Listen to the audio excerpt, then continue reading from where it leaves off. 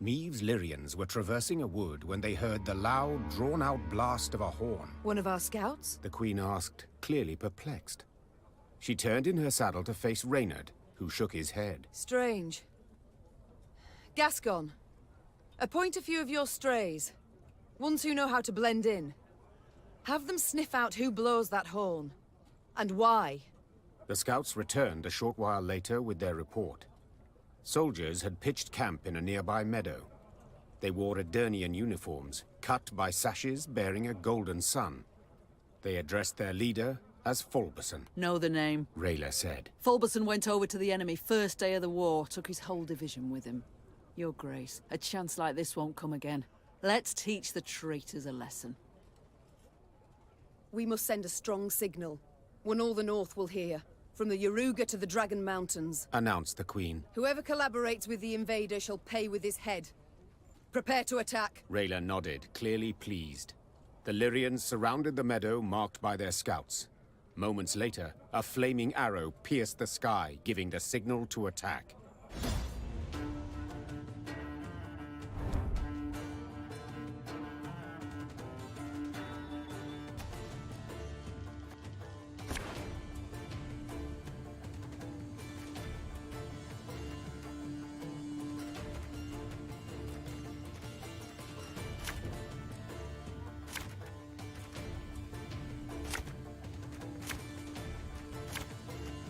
Is that Queen Meve?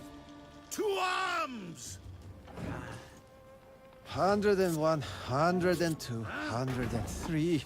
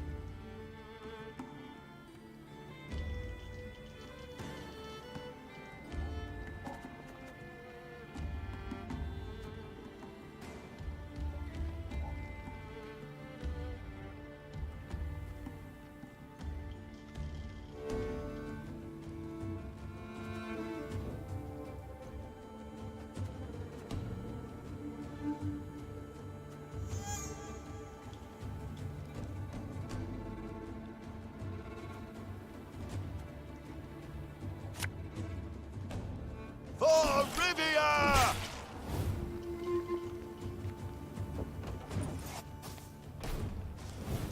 152, 154.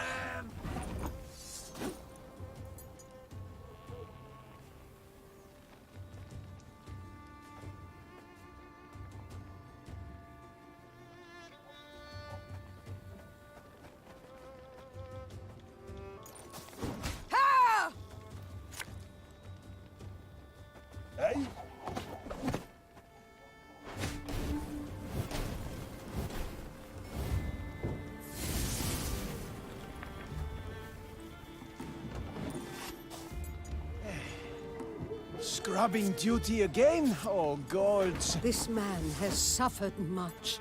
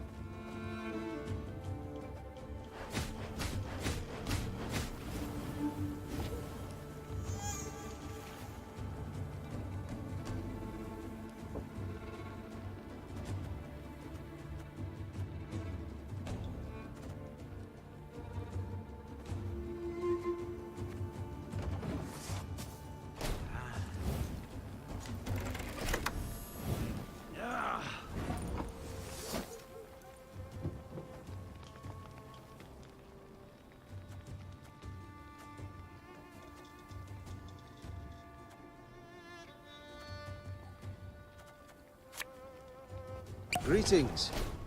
What is it? Mercy, your grace. We surrender. The traitors, perhaps used to fighting unsuspecting foes, stood no chance against the determined Lyrian attack. At its conclusion, Meve personally knocked Falbeson off his mount, then tore off his visor. The face she saw evoked more sympathy than hatred. Falbeson was an old, sickly man, his skin pale and blemished. With great difficulty, he pulled himself up on his knees, then extended a shaky hand in pleading. Your grace, have mercy. The Nilfgaardians forced me to treason. They threatened torture. Meve felt her soldiers' eyes on her. They awaited her decision. How would she treat this traitor? Would she really execute him as a warning to others? You needn't fear torture anymore, Said Meve. Your execution shall be quick. Falbeson made a last grasp at the Queen's foot, pleading for mercy. But she brushed him off with a firm gesture. Soon thereafter, he swung from a tree, hanged by the very black sash he draped over his armor.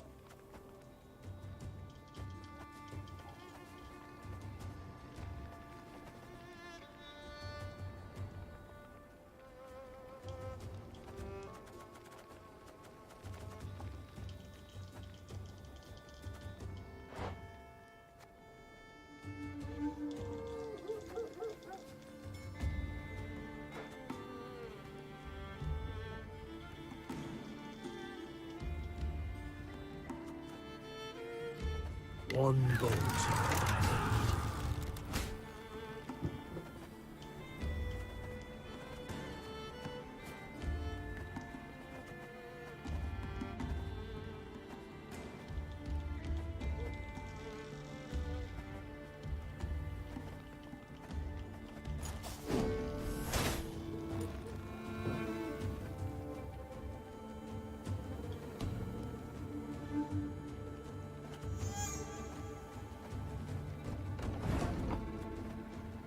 Give me a time.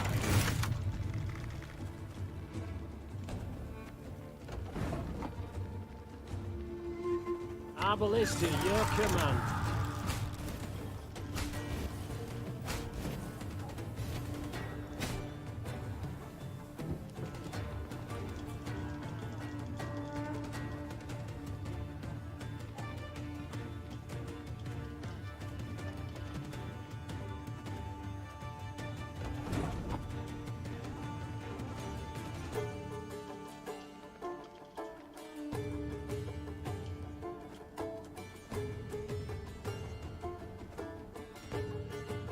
Armor won't save.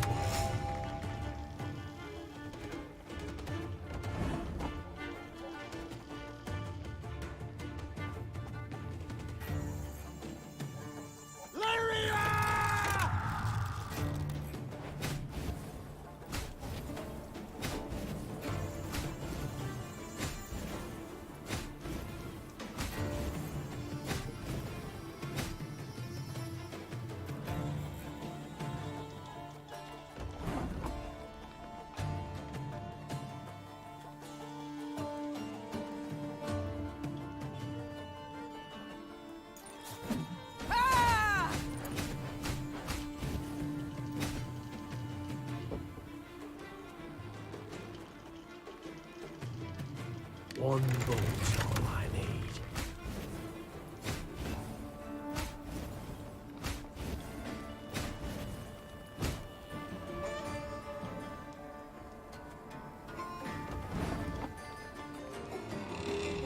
Give me a time.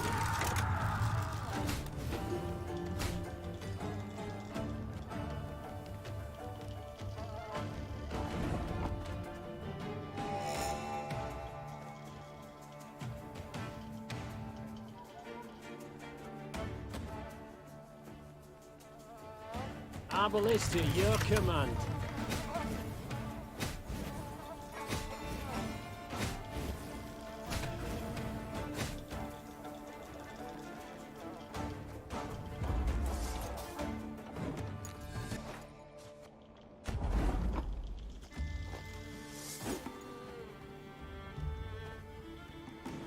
Ballista, your command.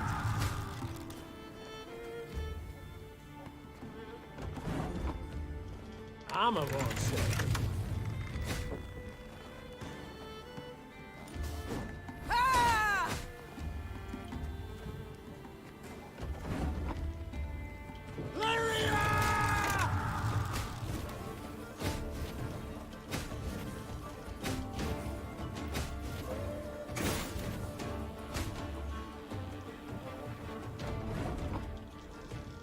One bolt's all I need.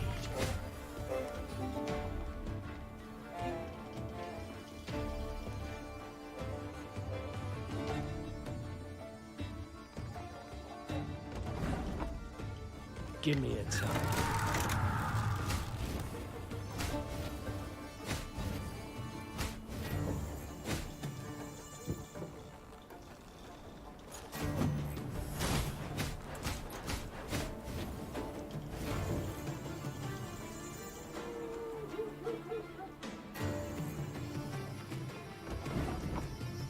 Ballista, your command.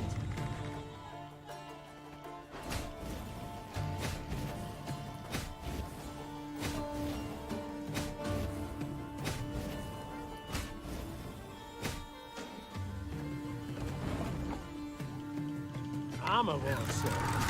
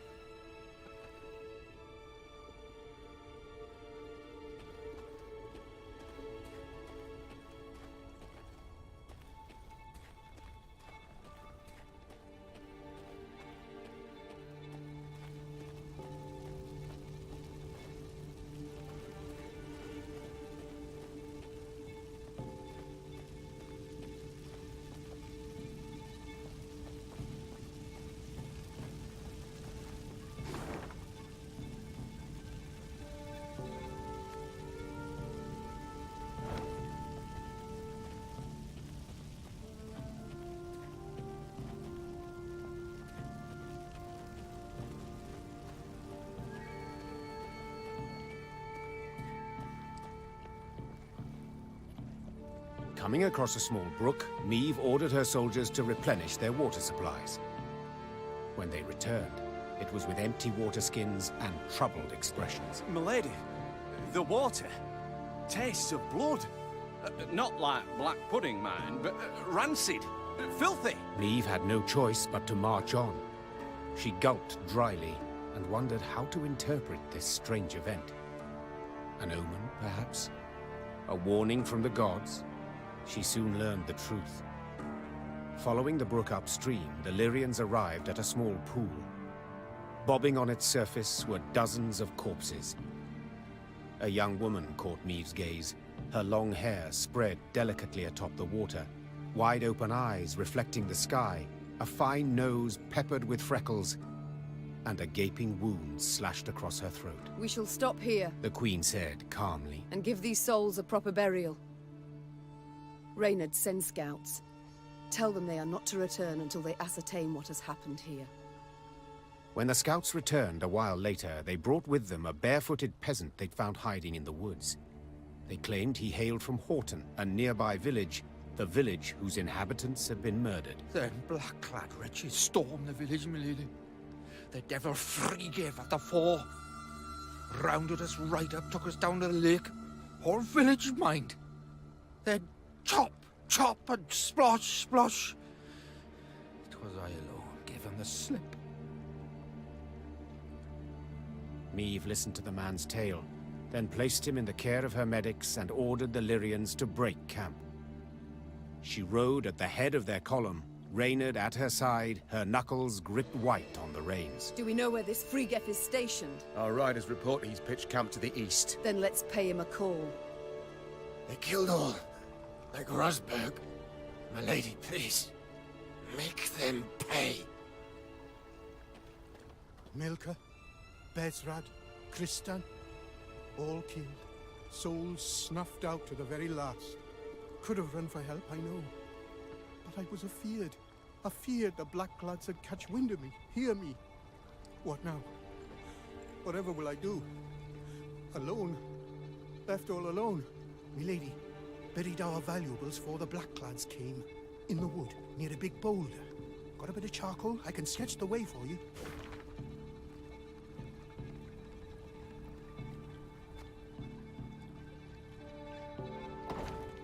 Milka, Bezra.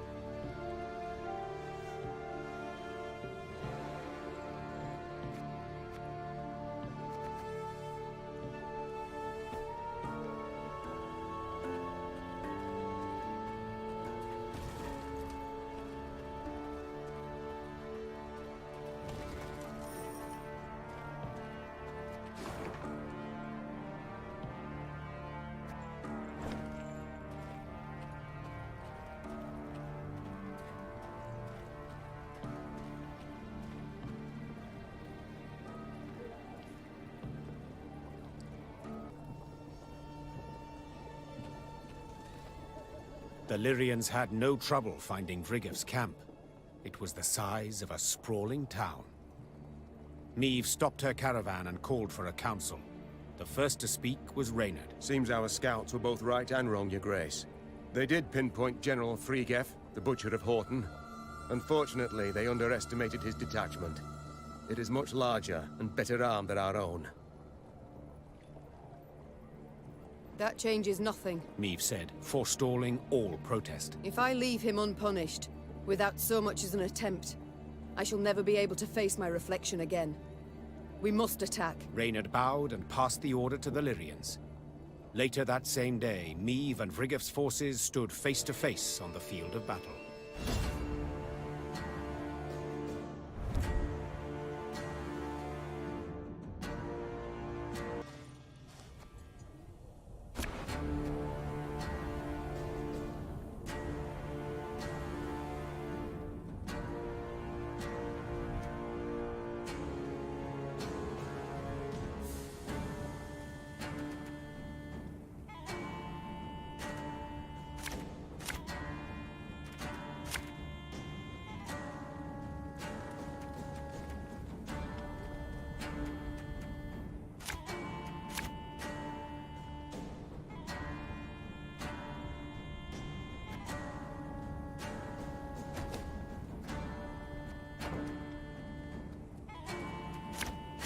Vrygheff! It's time you pay for your crimes!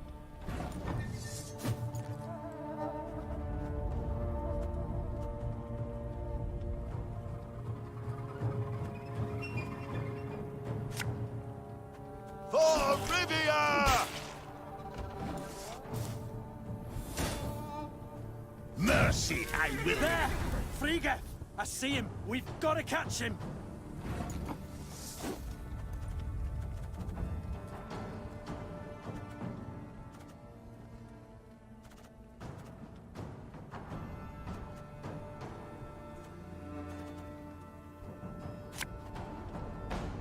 You can try to win them all, but you won't.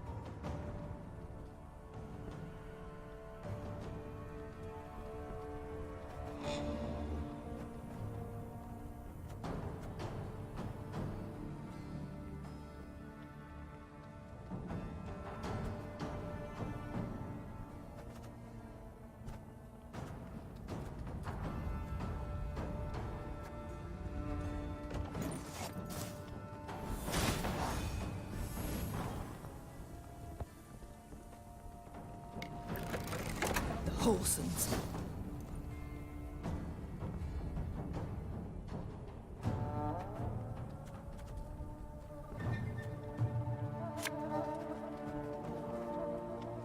Greetings. What is it? If anyone asks, you've not seen me.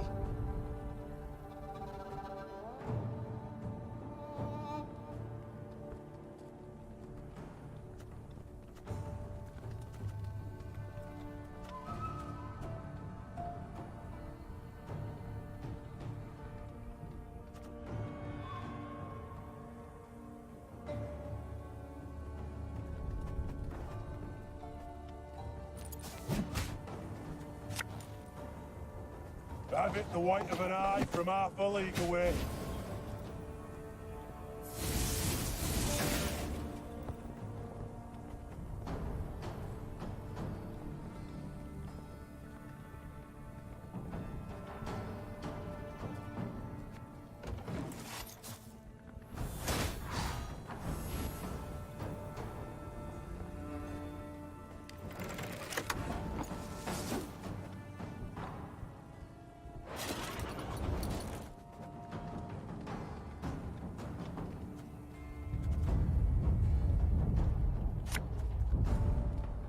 Bigger they are, easier they are to tag.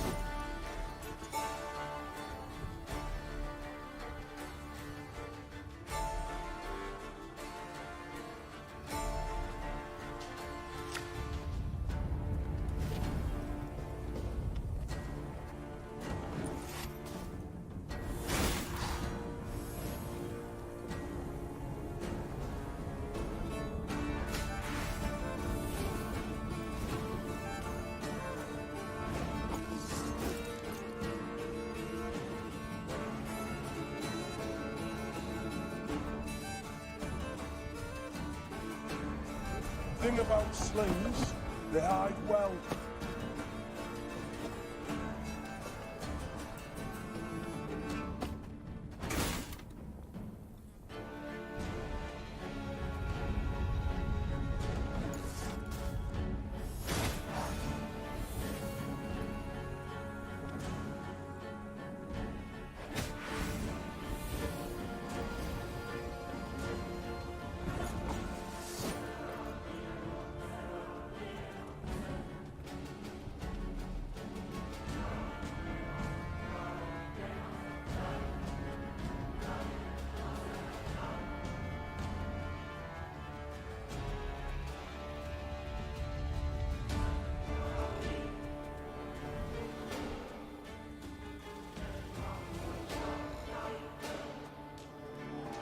There's been a mistake. I'm no mage.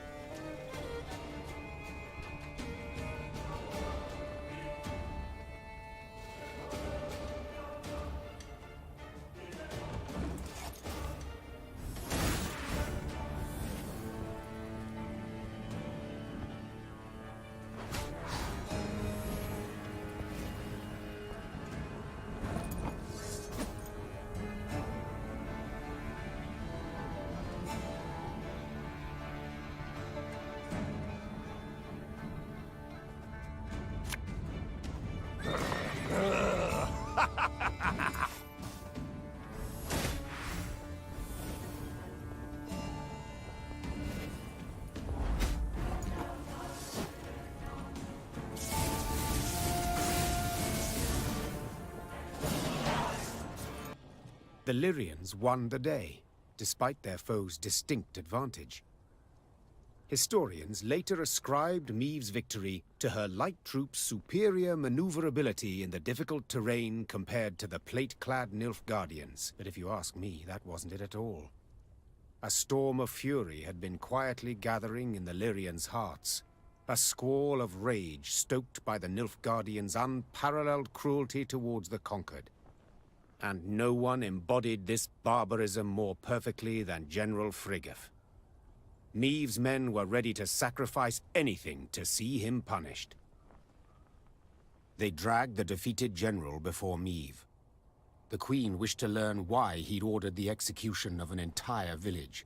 How the Nilfgaardians could possibly justify such a crime. 2 weeks prior, I'd sent a detachment to Hoarton to procure feed. Captain Gaenor commanded it. While he was verifying their grain stores, they barricaded him in the barn and put it to flame. The Queen listened to the general's story, her face a mask, betraying nothing. Murdered. One man was murdered.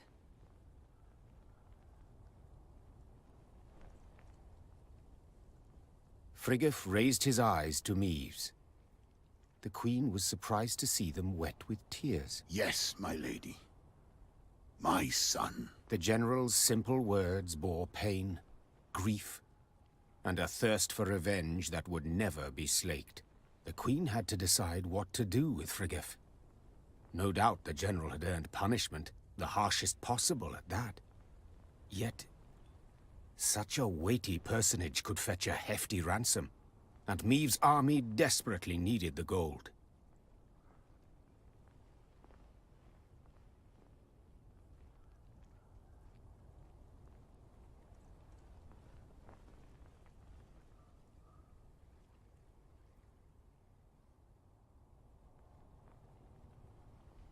My father taught me to respect the generals of my enemies. That even in captivity, their arms should not be taken from them. Their guards should greet them in salute. The Queen said. But you, Vrygheff, you are no general. Merely a cutthroat dressed as one. You shall die like the good folk of Hoarton. Quickly. Summarily. Vrygheff received the Queen's decision with sang-froid. He neither struggled nor begged for mercy. He simply laid his head on the trunk. A short moment later, it rolled onto the ground to the Lyrians' deafening applause.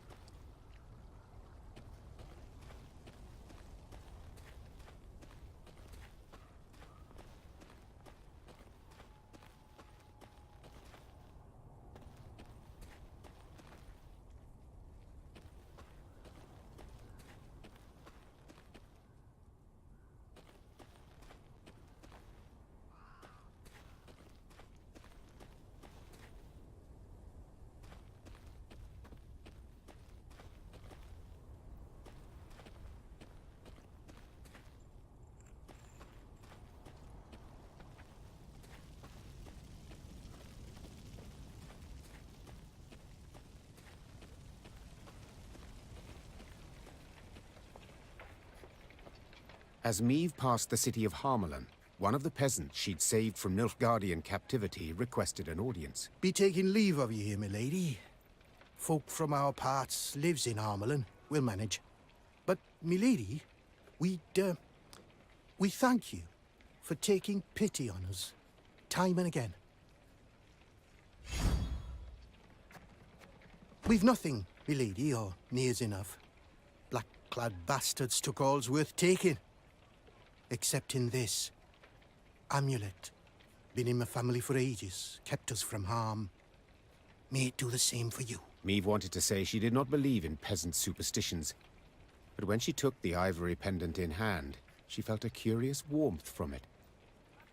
The peasant bowed, then joined the others as they trod off towards Harmelen. We're safe behind these walls. At least for now we are. You've twice shown us mercy, milady. May little A bless you twice over just the same. This pendant, your majesty. Wear it round your neck, always. It'll keep evil from you. This pendant, your majesty.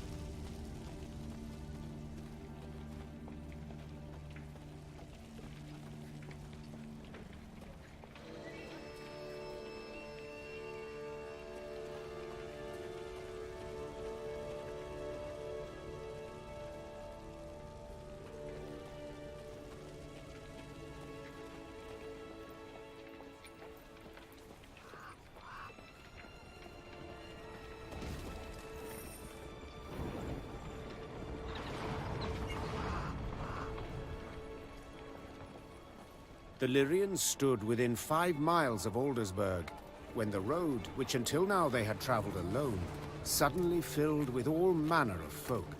Peasants, merchants, and wounded fighters in tattered uniforms. They trod solemnly in the opposite direction, their worldly possessions on their backs. Aldersberg's fallen, my lady. Sighed one of the refugees with a forlorn shrug. Outer walls breached.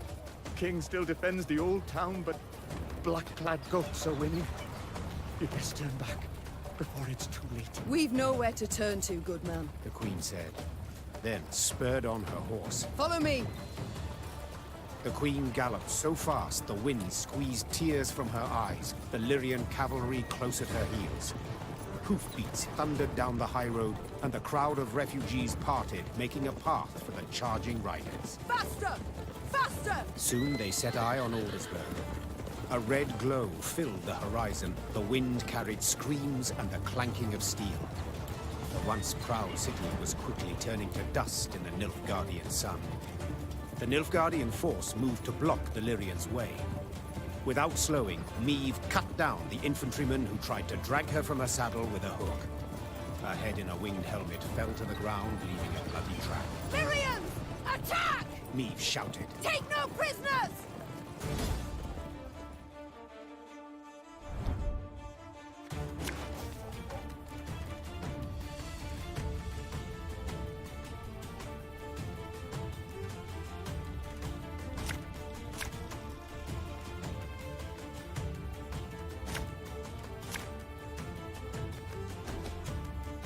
Bloody hell! You shan't stop me. Not now!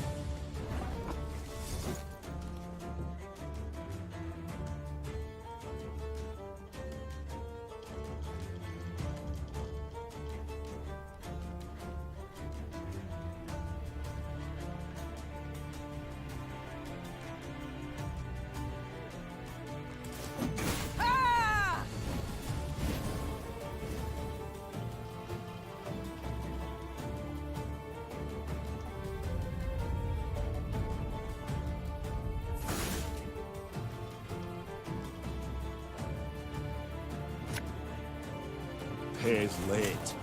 Again. My boots got sand aplenty.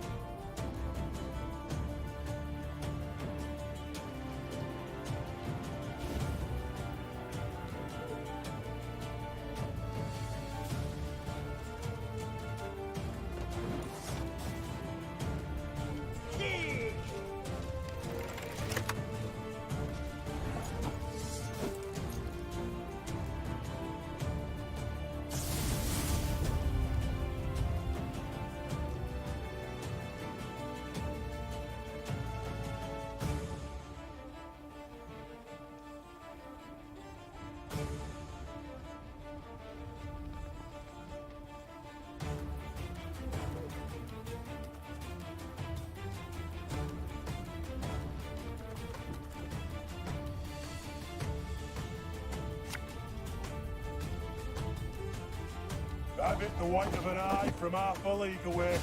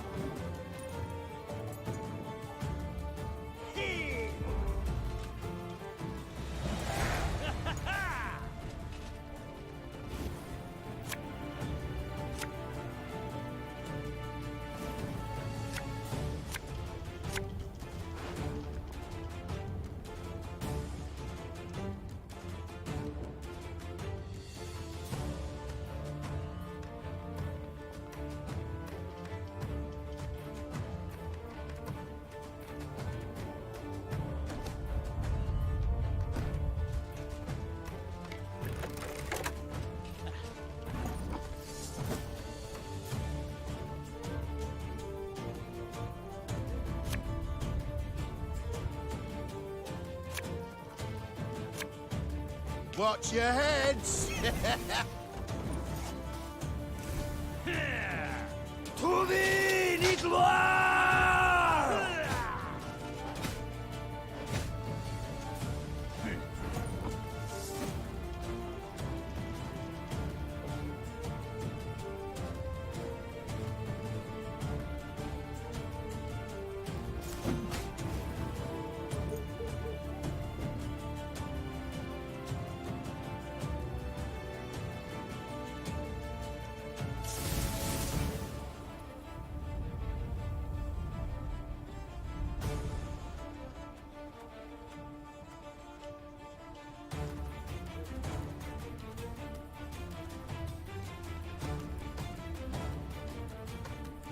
Pays late.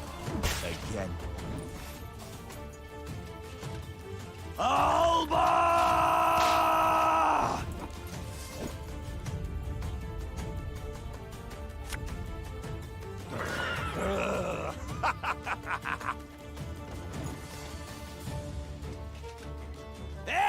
Gloire!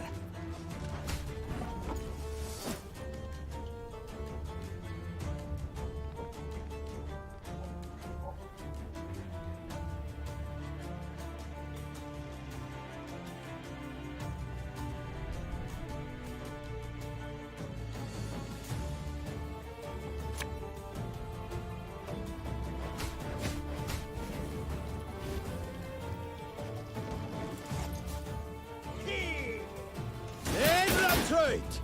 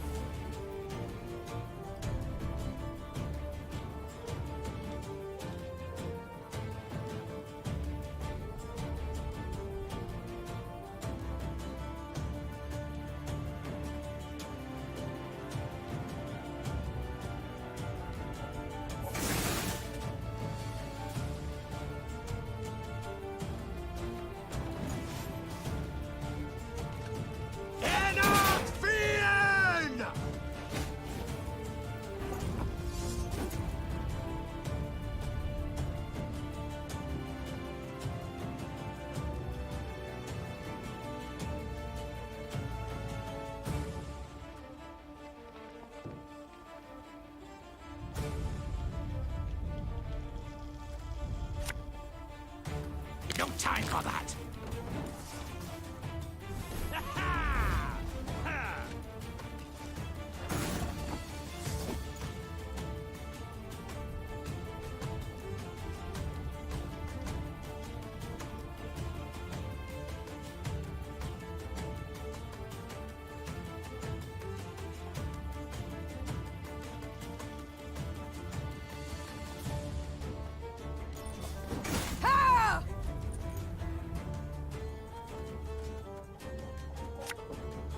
Bigger they are, easier they are to target.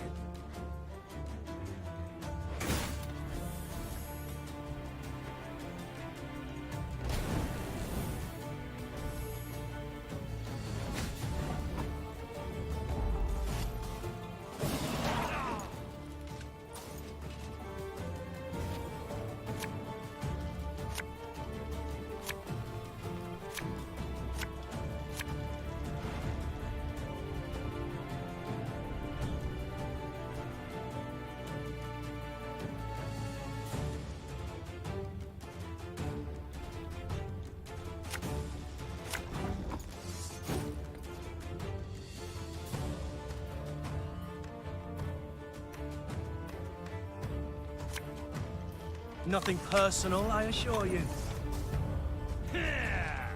To thee, gloire!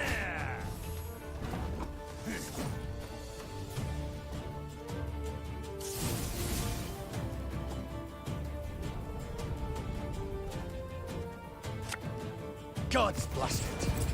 My breastplate chafes. Alba!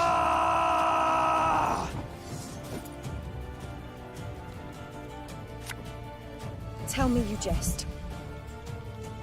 Ours is not to reason why. There, gloire!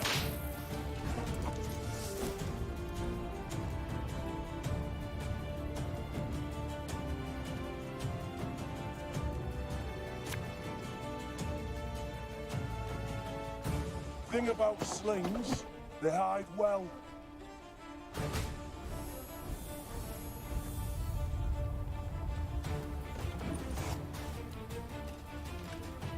Eddie Gloire.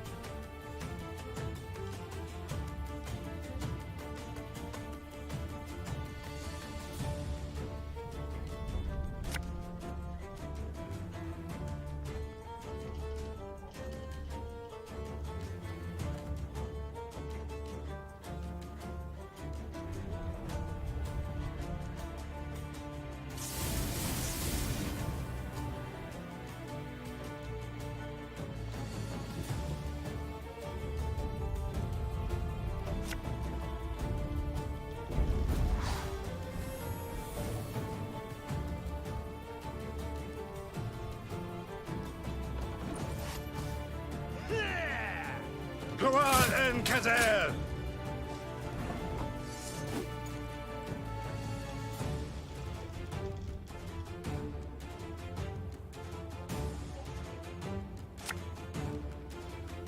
There's been a mistake. I'm no mage.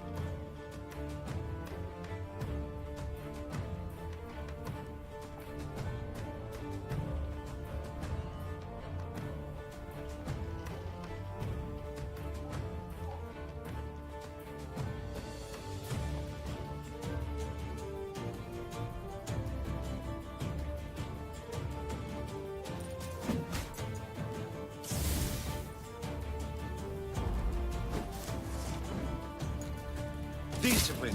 That is what you folk lack. Your Grace, all that was but their rear guard. The Lyrians managed to scatter the Nilfgaardian battalion, one of many besieging Aldersberg. Their scouts brought before the Queen a prisoner freed from the invaders. Meve inquired about the situation in the city. Turned the right slaughterhouse it has. The Imperials, they... King had the city cleared, my lady, but didn't budge himself. Holding out with his guard in Old Town, walls still standing there. Said he'd fight to the end, come what may. Meve weighed her options. The situation looked dire. Demavend, to whom she had come for help, needed help himself. Nilfgaard enjoyed an overwhelming advantage. The small Lyrian detachment stood no chance of breaking the siege. But to retreat, surrender, that was not something Meve did. The Nilfgaardians do not expect a relief force. Rayla, you know Aldersberg.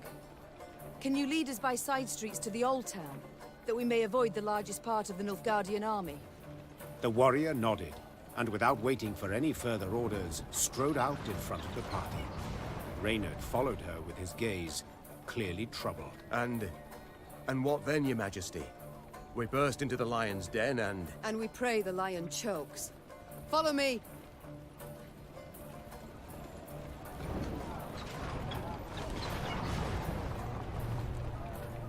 The walls crushed and breached. The lower town in flames. Hundreds, thousands wounded.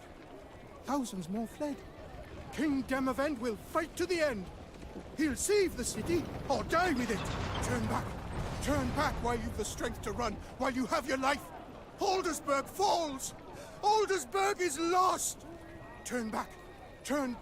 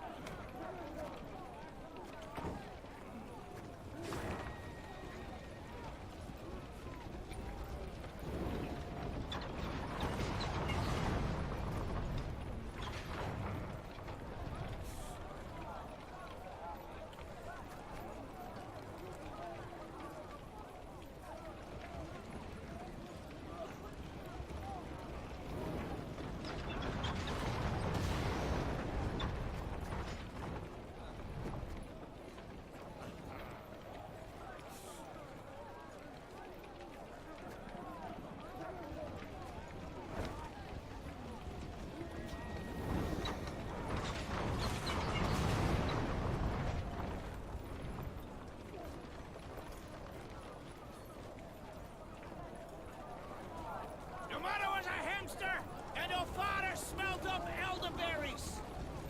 Vamort, Lyrian quad. Antven esna. Antven es... Your mother was a hamster, and our father smelt up elderberries.